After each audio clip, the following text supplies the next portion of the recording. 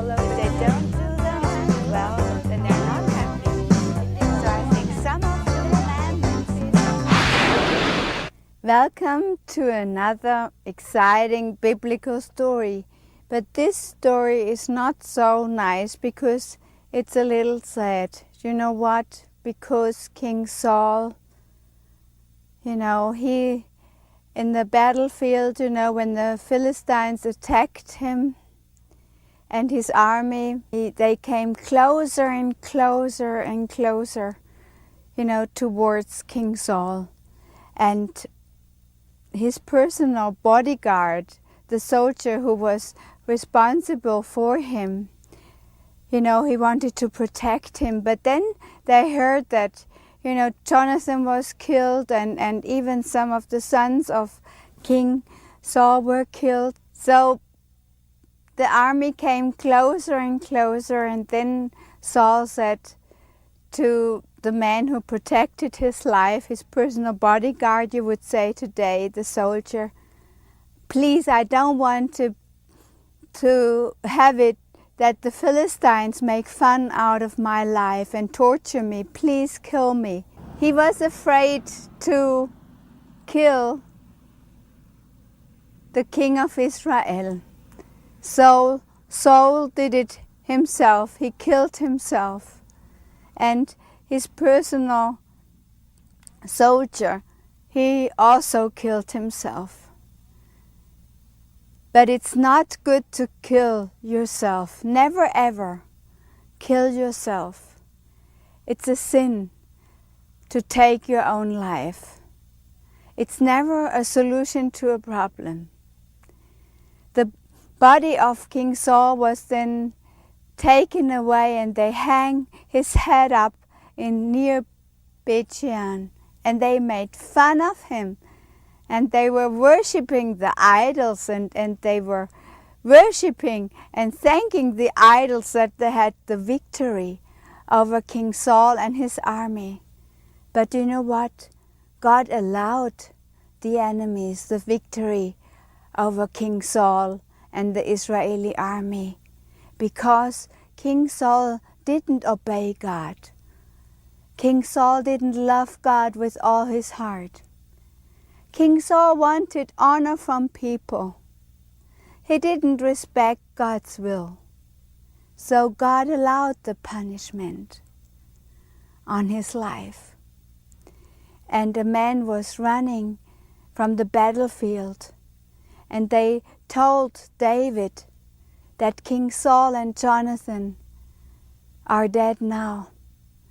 And you could think, the enemy of David is dead now. He could rejoice. No, he loved his enemy. He loved King Saul. So he was crying.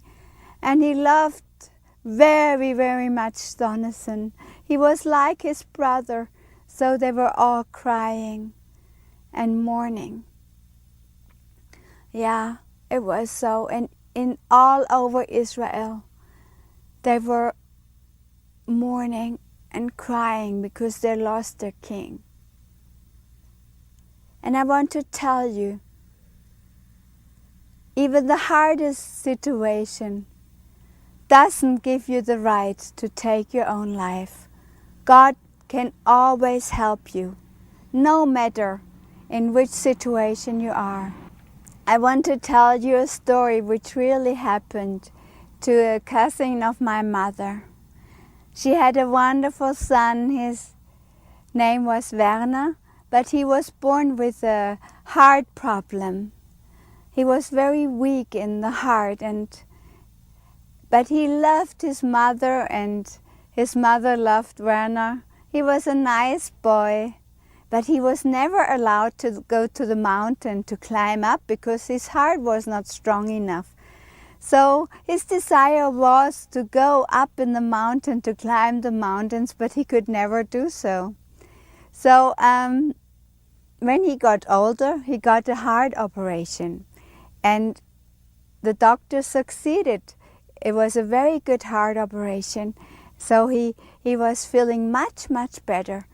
But then he did get too many different medicines.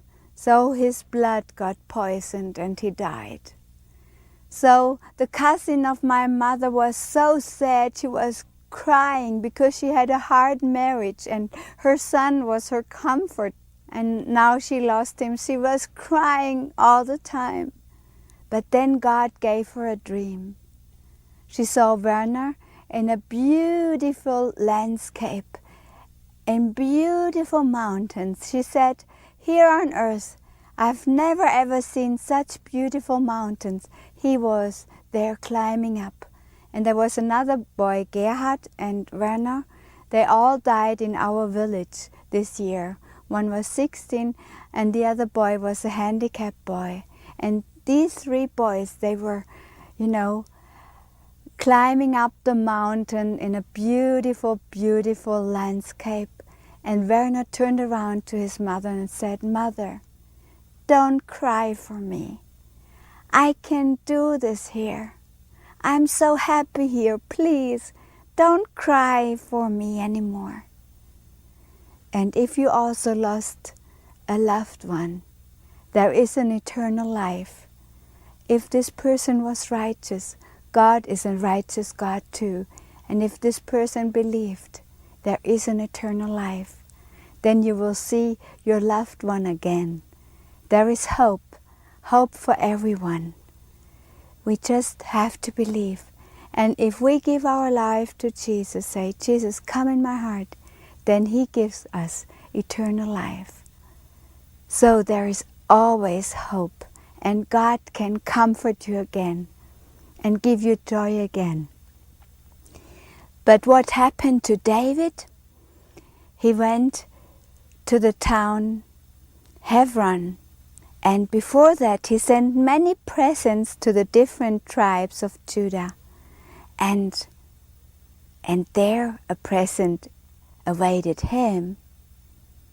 The people wanted to do something good to David. But what? I will tell you in the next program.